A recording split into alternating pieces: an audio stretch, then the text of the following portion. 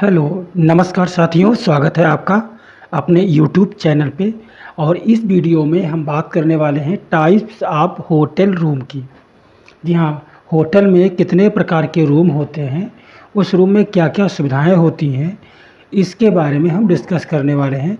ये वीडियो बहुत ज़रूरी है सभी स्टूडेंट्स के लिए जो होटल मैनेजमेंट या हॉस्पिटैलिटी से रिलेटेड कोई भी कोर्स करते हैं। आइए शुरुआत करते हैं। देखिए, सबसे पहले होटल का जो रूम है उसका नॉलेज क्यों होना चाहिए, ये जानना बहुत ज़रूरी है। तो आप देख सकते हैं कि one of the most important knowledge that a salesman should have a knowledge of their product. तो इसका मतलब ये हुआ कि कोई भी सेल्समैन है उसको क्या बेचना है इसका ज्ञान बहुत ज़रूरी है, होना चाहिए।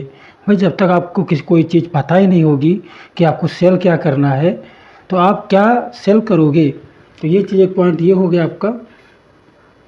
और दूसरा, एक similarly it is very important that all those involves in a selling booking room full of comprehensive knowledge of room which they are trying to sell and their availability and their non availability position। मतलब ये है कि अगर आपको कोई बहुत ही कमरे की बुक करना है, कोई बुकिंग करनी है, तो उस बुकिंग में उस रूम में क्या क्या चीज़ें हों तो उसकी जानकारी आपको होनी चाहिए जिस रूम को आप बेचने की कोशिश कर रहे हो। क्योंकि जब तक आपको चीज़ें पता नहीं होंगी तो आप उन चीज़ों को कैसे सेल कर सकते हो। They should have what are the various types of room and their location. Various types of room, their location, and also the feature of the room, etc. Also, knowledge of the room, rate and plan which the hotel is operating on, it's important। मतलब ये है कि आपको ये पता होना चाहिए कि जितने प्रकार के कमरे हैं उनका स्थान और लोकेशन क्या है, उस रूम में विशेषताएं क्या चीज़ें होती हैं। मीन्स ऑल ओवर आपको ये होना चाहिए कि भाई जो रूम है, रूम को हम कैसे सेल करेंगे, इस रूम के अंदर क्या फैसिलिटीज़ होंगी। जब फैसिलिटीज़ होंगी उसमें एक लोग रुकेगा कि दो लोग रुकेंगे। तो मीन्स ये है कि आपको जो होटल में रूम सेल करना है उसके बारे में पूरा का पूरा नॉलेज होना चाहिए। अब इसमें अगर आप ये देखा जाए कि सिग्निफिकेंस ऑफ रूम, की रूम में क्या क्या चीज़ें होती है, कि रूम क्या संकेत करता है किसी होटल के लिए। तो the sale of room contributes approximately 50% और more the total hotel revenue. ये इतने ज़रूरी होते हैं कि अगर जितना भी होटल का रेवेन्यू होता है, होटल की आमदनी होती है, तो उसमें ये 50% से ज़्यादा इनकम देते हैं। ठीक है, तो इसलिए रूम बहुत ज़रूरी होते हैं। A room sale occur when a room is leased for occupation for 24 hours at a predetermined cost. मतलब ये है कि जो रूम है वो 24 घंटे के लिए इनकी बिक्री होती है और जिनकी कीमत पहले से ही निर्धारित होती है। तो ये चीज़ें हैं कि यहाँ पर रूम में जो सेल होगा वो टोटल इनकम का 50% होता है। तो ये चीज़ें हैं। और एक तरीके से अगर आपको ये जानना है कि रूम की डेफिनेशन क्या है, तो आप जान सकते हो कि room is a perishable commodity. मतलब ये है कि होटल एक ख़राब होने वाली वस्तु है, इसका समय पर यूज न किया गया तो उस समय पर जो आप पैसा कमाते हैं उस पर्टिकुलर डेज़ में, अगर वो रूम बुक नहीं होता है तो वो इनकम आप खो देते हैं। इसका कहने का मतलब यही है। नीचे का लाइन है, अ room not sold on a particular day. अगर एक रूम एक विशेष या पर्टिकुलर डे पे बुक नहीं होता है तो क्या होता है कि losses it's opportunity to earn revenue for the that day. Losses the opportunity to earn, मतलब वो अवसर खो देता है कमाई करने के लिए, जो आमदनी वो उस दिन कमा सकता था। तो इस प्रकार से रूम जो है वो एक पेरिसेबल आइटम है। तो रूम को कोशिश करके हर दिन बिकना चाहिए, रूम हर दिन सेल होना चाहिए। यहाँ पर हम बात करते हैं स्टैंडर्ड साइज़ ऑफ बेड की, कि जो बेड होते हैं रूम के अंदर। देखा जाए तो 4 तरीके के बेड होते हैं। जैसे कि आप यहाँ पे देख रहे हैं कि ये है आपका सिंगल बेड। ये सिंगल बेड का साइज़ है जो 6.6 फीट बाई 3 फीट होता है। मतलब इसका जो 66 पॉइंट है ये इसकी लंबाई होगी और ये इसका चौड़ाई है। तो ये लंबाई हो गया और ये चौड़ाई हो गया। तो सिंगल बेड का जो लंबाई होगा वो 6.6 फुट बाई 3 फिट होगा और क्वीन साइज जो बेड है उसकी जो लंबाई चौड़ाई है वो 6.6 फीट इंटू 5 फीट होगी और डबल बेड का जो साइज़ है वो होगा 6.6 फीट बाई 6 फुट और किंग साइज जो है उसका बेड का साइज होगा 6.6 फीट बाई 6.6 फीट। अब ये जो हो गए ये बेड के साइज हैं, 4 प्रकार के बेड हैं, इनका साइज आपको याद करना बहुत ही ज़रूरी है। शॉर्ट में याद करने की कोशिश करें तो देखिए कि यहाँ सभी में 6.6 लिखा हुआ है और लास्ट में भी यहाँ पे 6.6 है। 3, 5, 6 ये आप याद कर लीजिए, शॉर्टकट में आपको ये याद हो जाएगा। अब यहाँ पर अगर गेस्ट के लिए देखा जाए कि गेस्ट के लिए जो रूम होता है उसका मतलब क्या होता है, तो यहाँ पर कुछ पॉइंट दिए गए जैसे हैं कंफर्ट, मतलब गेस्ट जो है रूम में एक आरामदायक चीज़ें सोचता है कि हमें वहाँ पे आराम मिलेगा, हमारी सिक्योरिटी होगी, हमारी प्राइवेसी मेंटेन रहेगी और हर तरीके की हमें वहाँ पे सुविधा मिलेगी, साफ़ सफाई होगी और हाइजीन होगी और जैसा कि हमारा घर होता है उससे एक दूर घर की तरह ही होगा। तो ये चीज़ें रूम के बारे में होती हैं कि गेस्ट एक रूम का मतलब क्या समझता है, तो ये सारे पॉइंट उसके अंदर आ जाएंगे। अब अगर बात करते हैं सिंगल रूम की, तो सिंगल रूम ये पहला रूम है और इसमें देखिए the term refers to a room with a standard single bed to provide sleeping accommodation to one person. यहाँ पर ये बताया जा रहा है कि जो ये टर्म है, जो ये सिंगल रूम टर्म है, ये रिफर्स, ये मतलब क्या है, आपको इंडिकेट करता है, आपको संकेत देता है कि एक ऐसा कमरा with a standard single size bed, मतलब एक रूम में अगर सिंगल साइज बेड पड़ा हुआ है, ठीक है, एक रूम में सिंगल साइज बेड पड़ा हुआ है और जो provide sleeping accommodation to one person, मतलब वो प्रोवाइड मीन्स क्या होता है, प्रदान करता है, देता है स्लीपिंग अकोमोडेशन, सोने के लिए जगह देता है, सोने का एक आवास प्रदान करता है एक व्यक्ति के लिए। मीन्स ये हो गया कि एक सिंगल सा रूम होगा, उसमें एक सिंगल बेड पड़ा होगा और जो एक व्यक्ति के लिए सोने के लिए पर्याप्त होगा उसे हम सिंगल रूम कहते हैं। और इस रूम में आप देखा जाए तो यहाँ पे इसका साइज होगा यहाँ पे लिखा हुआ है 6x3, बट ये होगा आपका 6.6x3 फीट होगा। और इसकी बात है कि the room generally has a sofa chair, इस रूम में क्या होगा, एक सोफ़ा चेयर होगा फॉर 2 पर्सन, 2 लोगों के लिए बैठने के लिए, स्टडी टेबल और वार्डरोब, एक वार्डरोब होगा, एक अलमारी होगी और दूसरा एक स्टडी टेबल होगा। तो ये एक सिंगल रूम में आपको चीज़ें मिलेंगी। इस प्रकार का एक सिंगल रूम होता है। आप देख सकते हैं इसमें यहाँ पे कुछ लैंप लगी हुई है, पेडिस्टल लैंप है, ये बेड साइड लैंप है और ये एक बेड पड़ा हुआ है, देखिए ये पिलो है और ये कुशन है, यहाँ पे ये सोफ़ा चेयर पर लगा हुआ है और ये एक स्टडी टेबल का लगता है। तो ये सारी चीज़ें, ये यहाँ पे रखा हुआ वार्डरोब। तो कुछ चीज़ें होती हैं कि एक व्यक्ति के लिए यह कमरा आवश्यक होता है, महत्वपूर्ण होता है और एक व्यक्ति के सोने के लिए ये पर्याप्त होता है। तो ये होता है आपका सिंगल रूम। यहाँ भी आप इस फ़ोटो में देख सकते हैं चीज़ों को।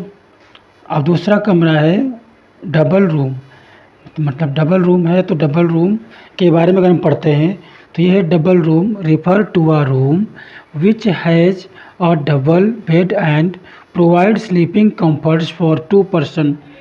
Double room refers, double room से हम क्या समझते हैं, डबल रूम जो इंडिकेट करता है एक ऐसे कमरे के बारे में विच हैज़ अ डबल बेड, जिसमें डबल बेड पड़ा होगा, डबल बेड होगा, provide sleeping comforts for 2 person, जो 2 व्यक्तियों के सोने के लिए पर्याप्त होगा, वो कौन सा होता है, डबल रूम। और इसका साइज होगा 66.6 फीट, ये आपको ध्यान रखना है। इस प्रकार का देखिए होता है डबल रूम। ये डबल बेड पड़ा हुआ है, इसमें ये डबल बेड है, यहाँ पे एक ये टेबल लैंप है और ये सब सोफ़ा पड़ा हुआ है यहाँ पे, ये और ये स्टडी टेबल है। इस तरीके से होगा डबल रूम, जिसमें डबल बेड पड़ा होगा और 2 लोगों के लिए बहुत ज़रूरी होगा। अब अगला रूम है डबल रूम।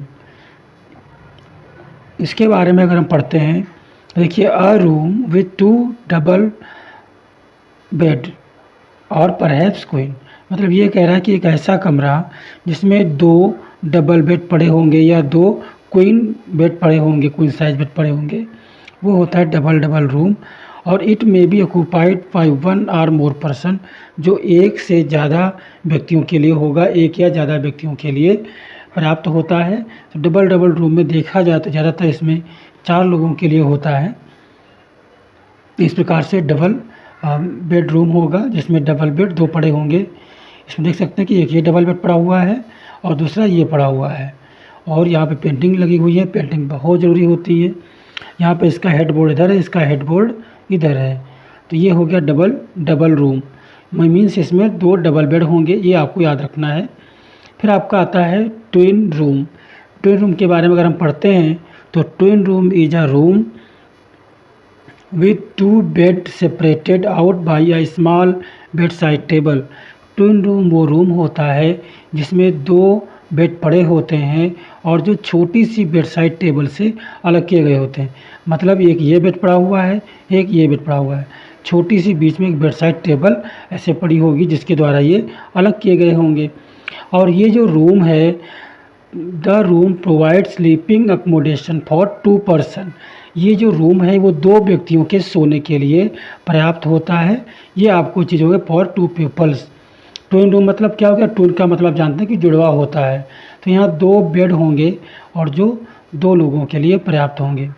देखिए इस प्रकार का होता है ट्विन रूम, जिसमें 2 बेड पड़े होते हैं। यहाँ टीवी है और यहाँ पे टेबल पूरा लगा हुआ है, जो 2 लोगों के लिए पर्याप्त है ये twin room.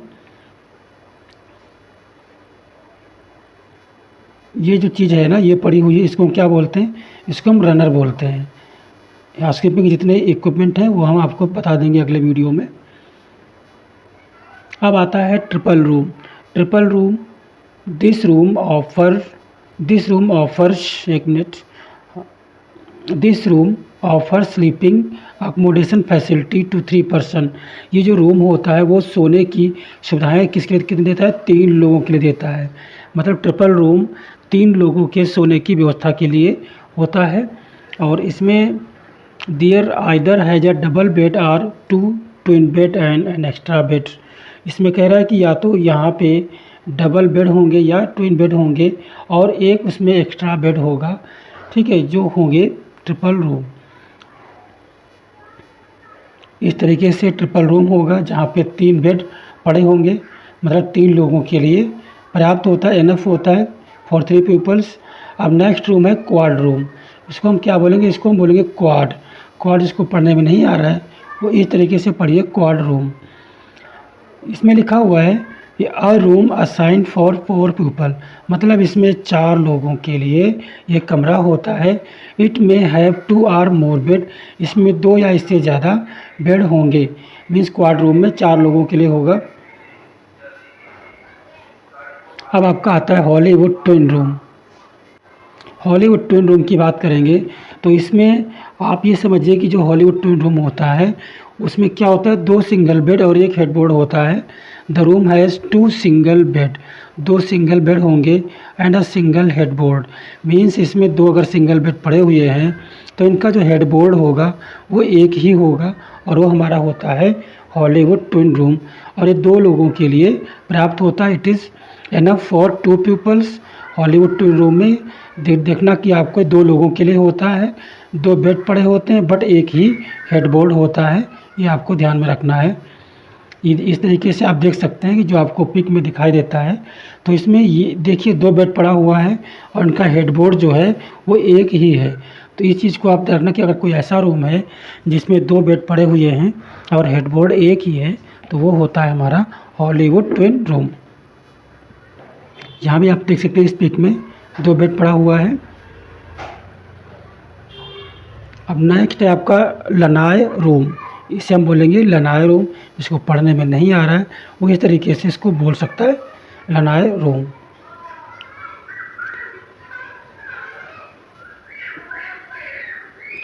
Term generally used for hotel which are situated on the hills. ये ज़्यादातर उन कमरों के बारे में इस्तेमाल होता है जो पहाड़ियों पर स्थित होते हैं। मतलब इनसे इस रूम से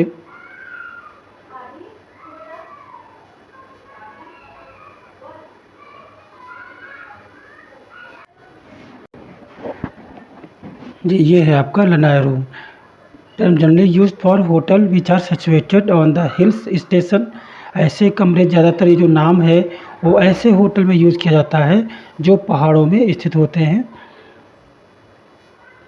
A room has a good view. Its example: river or sea facing, mountain facing, garden facing are overlooking है स्विमिंग पूल।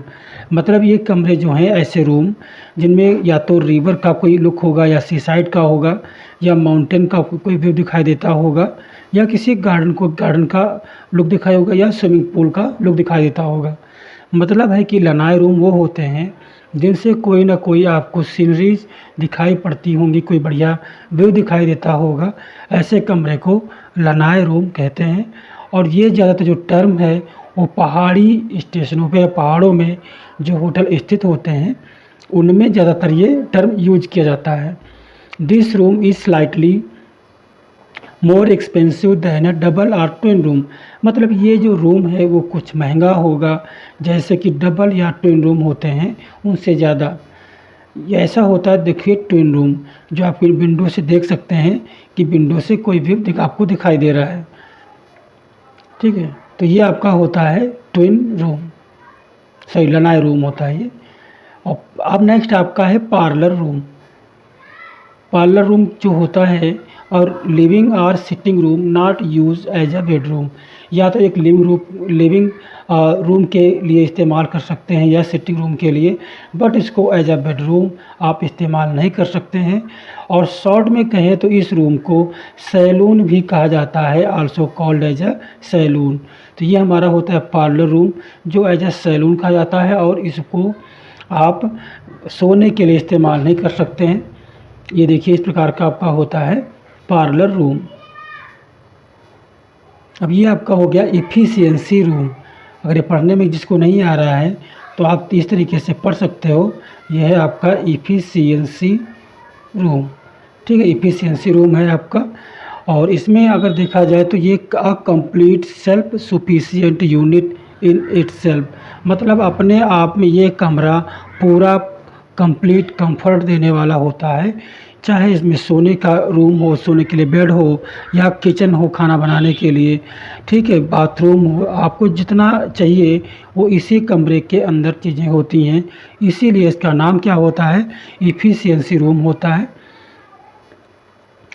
अब इसमें क्या होता है, contain a bedroom, dining room, a small kitchen and a bathroom. तो सारी चीज़ें हो गई आपको जो भी डेली यूजेज में होंगी, इसीलिए इसको हम क्या बोलते हैं, इफ़िशियंसी रूम बोलते हैं। For example cottage on hills station and beaches.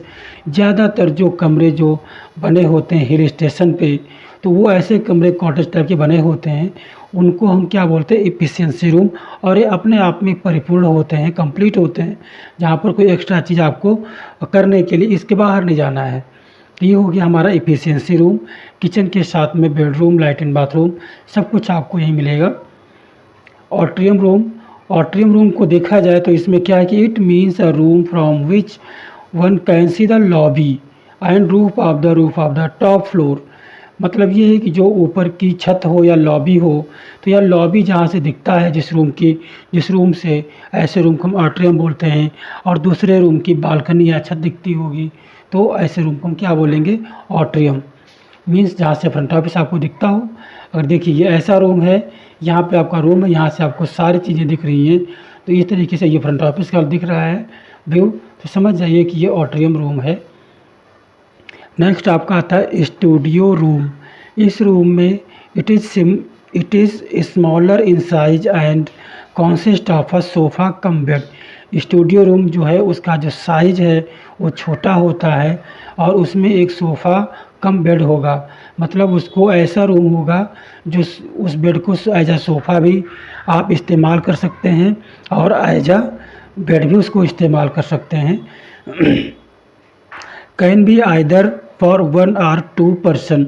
या तो ये एक व्यक्ति के लिए होगा या ये दो लोगों के लिए हो सकता है। सोफ़े का जो इस्तेमाल है, the sofa can be used for sitting purpose during the day. जो सोफ़ा है जिसका इस्तेमाल आप दिन के समय बैठने के लिए कर सकते हैं, and for sleeping during the night, और सोने के लिए आप इसको रात में इस्तेमाल कर सकते हैं। मतलब इस सोफ़ा कम बेड होगा और उसका आप दोनों तरीके से इस्तेमाल कर सकते हैं। ये 1 या 2 लोगों के लिए होता है। अब ये देखिए इस तरीके का आपका होगा स्टूडियो रूम। ये जो बेड है ये सोफ़ा में कन्वर्ट हो जाएगा और इसी को आप एज अ बेड इस्तेमाल कर लेते हैं। यहाँ पे आप देख सकते हैं इस तरीके से ये जो बेड है वो बेड बन गया और इसे पलटेंगे तो पलटेंगे इसको तो सोफ़ा बन जाएगा बैठने के लिए। कब आप बात करते हैं कबाना रूम की। कबाना रूम का जो पहला पॉइंट है उसमें ये लिखा हुआ है these rooms are situated away from the main building. जो होटल का मेन बिल्डिंग है इससे कुछ दूरी पर ऐसे रूम स्थित होते हैं, ऐसे रूम बने होते हैं। And are very close to swimming pool. जो स्विमिंग पूल के साइड में होंगे या स्विमिंग पूल के बहुत ही समीप होंगे, ऐसे हमारे होते हैं cabana room. It may or may not be use for staying purpose. ये हो सकता है कि आपको सोने के लिए रुकें या रहने के लिए हों, लेकिन ज़्यादातर क्या होता है कि some hotel use its only for changing purpose, कि यहाँ पे आप स्विमिंग पूल में नहा के और ऐसे रूम में आप कपड़े चेंज कर सकते हैं। ये सोने के लिए स्टेइंग के लिए हो भी सकता है और नहीं भी हो सकता है, बट ज़्यादातर होटल इसको एज अ चेंजिंग रूम के रूप बारे में इस्तेमाल करते हैं कि आप यहाँ पे अपने कपड़े चेंज कर सकते हैं स्विमिंग पूल में नहाने के बाद। Usually furnish with polished would and does not have a carpet. ऐसे रूम में कारपेट जो है वो नहीं होता है और वुडन फ्लोर वहाँ पे बढ़िया बना होगा so that it does not gate spoiled with water.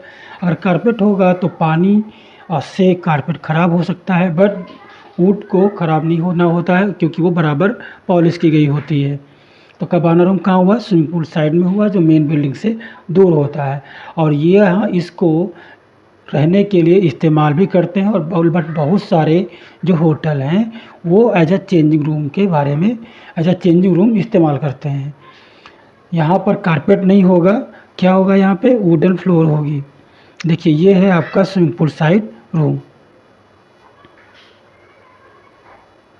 यहाँ बेड है। अब देखिए यहाँ पे कहीं कारपेट नहीं पड़ा हुआ है, सीधा फ्लोर है और एक स्विमिंग पूल है यहाँ पे। और नमूना क्या है? सैंपल रूम के अगर बारे में बात करें तो sample room as a sample इस्तेमाल किया जाता है जो कि सिर्फ दिखाने के लिए कि ऐसे रूम होंगे। और ये आप देख लीजिए, a sample room is usually only to show the prospective clients for business promotion. मतलब जितने सारे हमारे जो बिजनेस क्लाइंट होते हैं, चाहे वो टूर ऑपरेटर हो और चाहे ट्रैवल एजेंट हो, ये सभी जितने हमारे कस्टमर होते हैं उनको ये रूम दिखाने के लिए किया जाता है, जिसके उद्देश्य जिसका होता है not use for sleeping purpose. ये सोने के उद्देश्य के लिए नहीं होता है, ये सिर्फ एज अ सैंपल होता है कि ऐसे रूम हमारे होटल में होते हैं।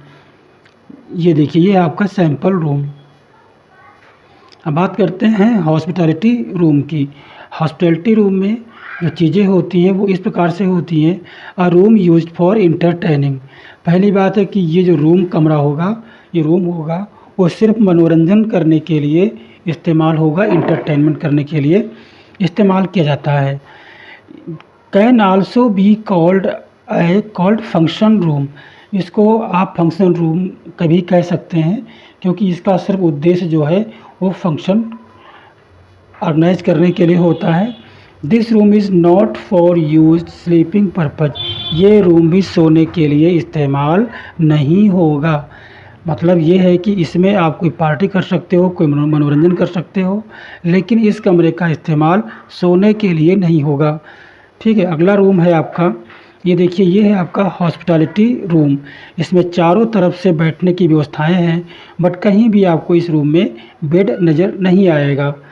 अब अगला रूम आपका है इंटरकनेक्टेड रूम। इस रूम की बात करें तो यहाँ पे आप पाएंगे these are rooms which are connected to each other. ये ऐसे कमरे होते हैं जो एक दूसरे से कनेक्टेड होते हैं।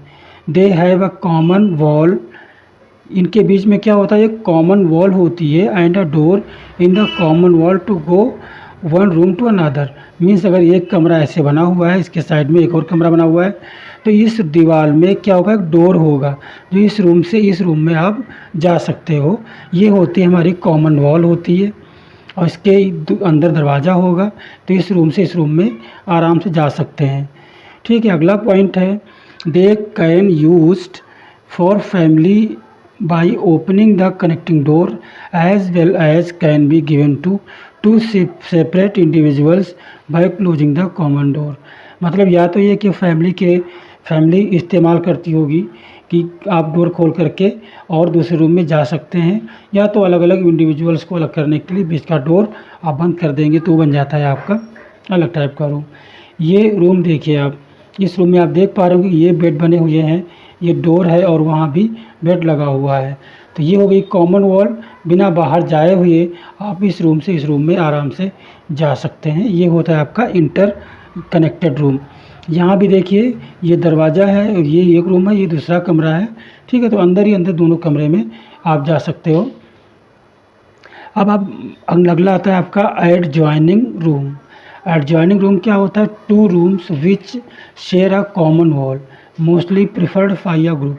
मतलब ये एक ऐसे कमरे होते हैं जो पास पास में होते हैं, इनके बीच की दीवार कॉमन होती है। Rooms with a connected wall but no connecting doors. मतलब ये है कि जैसे ये दीवार हो गई तो ये क्या होगा कि ये दीवार कॉमन हो गई, और ये पास पास के जो रूम है, ठीक है, ये क्या होंगे, हमारे एडजॉइनिंग रूम होंगे। मतलब ये पास पास के कमरे को हम एडजॉइनिंग रूम बोलेंगे। देखिए यहाँ पे हो गया कि देखो ये बीच का कॉमन वॉल है, एक ये रूम है, दूसरा ये रूम है। तो ऐसे जो रूम है वो ज़्यादातर जो ग्रुप में लोग आते हैं वो इस्तेमाल करते हैं कि पास पास में वो रहना चाहते हैं। अब आपका आता है एडजेसेंट रूम। इसमें room close to each other perhaps across the wall. मतलब ये है कि एक दूसरे के करीब होंगे, शायद एक पूरा हॉल बना होगा और उसमें कमरे जहाँ तहाँ बने होंगे जो पास में एक दूसरे के अगल बगल में होंगे। अब अगला रूम आता है आपका डुप्लेक्स रूम। डुप्लेक्स का मतलब होता है एक तरीके का 2 मंजिला रूम।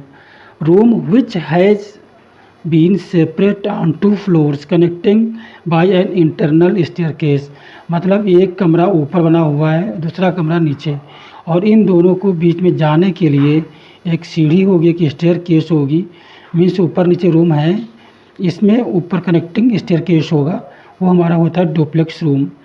आप यहाँ पे इस पिक में देख सकते हैं कि ये रूम नीचे, यहाँ का ये बेड है और ये सीढ़ी बना हुआ है जो दूसरे रूम को लेके जाता है।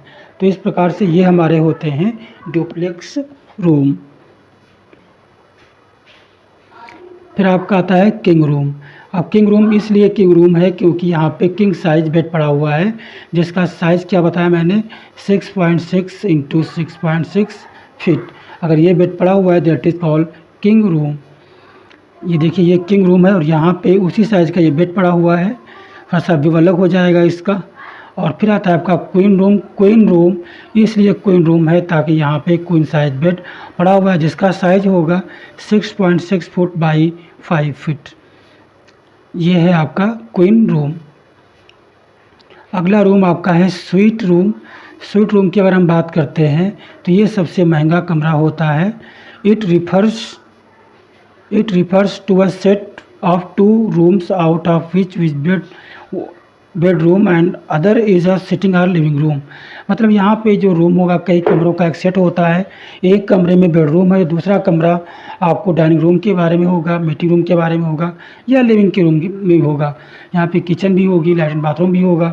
सारी जितनी अवेलेबिलिटीज़ होती हैं कि आपको कोई बाहर से कोई आया तो उसके साथ में मीटिंग भी कर सकते हैं। मतलब अपने आप में ये कई तरीके का होता है, चाहे इसको आप जिस तरीके से ले लीजिए, बट ये सब कुछ ऑल इन ऑल इसमें होगा। ठीक है, sweet is costly room of hotel. मतलब ये हुआ कि ये होटल का सबसे महंगा रूम होता है और ये कई प्रकार का हो सकता है, सीनियर जूनियर राजा महाराजा, कई कैटेगरी इस रूम की यहाँ पे बटी हुई हो सकती हैं। ये देखिए ये है आपका रूम जहाँ पे ये बहुत बड़ा है, कहीं मीटिंग रूम या बेडरूम, हर तरीके से इस रूम को आप इस्तेमाल कर सकते हैं। सबसे महंगा होता है स्वीट रूम, इसको आपको याद रखना होगा। अब यहाँ पे चाहे सिंगल स्वीट हो कि एक आदमी के लिए हो, ठीक है, अब चाहे 2 सिंगल स्वीट होगा तो एक आदमी के लिए होगा, डबल स्वीट होगा 2 लोगों के लिए होगा। ये जूनियर सूट होगा। तो ये कई प्रकार के जो स्वीट होते हैं, ऊपर नीचे double type penthouse room की अगर हम बात करते हैं कि पेंट हाउस रूम क्या होता है, तो पेंट हाउस रूम हमेशा टेरेस पे स्थित होता है। और इसमें क्या होगा कि यहाँ से जो चीज़ें हैं, होटल का जो रश है, जो नॉइज़ है, उससे अलग होके ये बिल्कुल टेरेस यानी छत पे रूम बना होगा।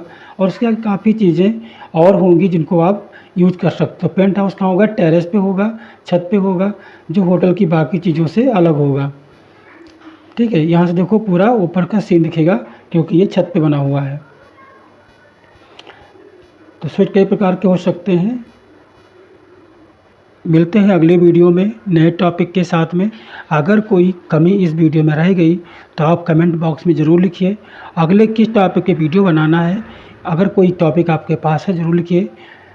मिलते हैं अगले वीडियो में नए टॉपिक के साथ में। तब तक के लिए जय हिंद, वंदे मातरम।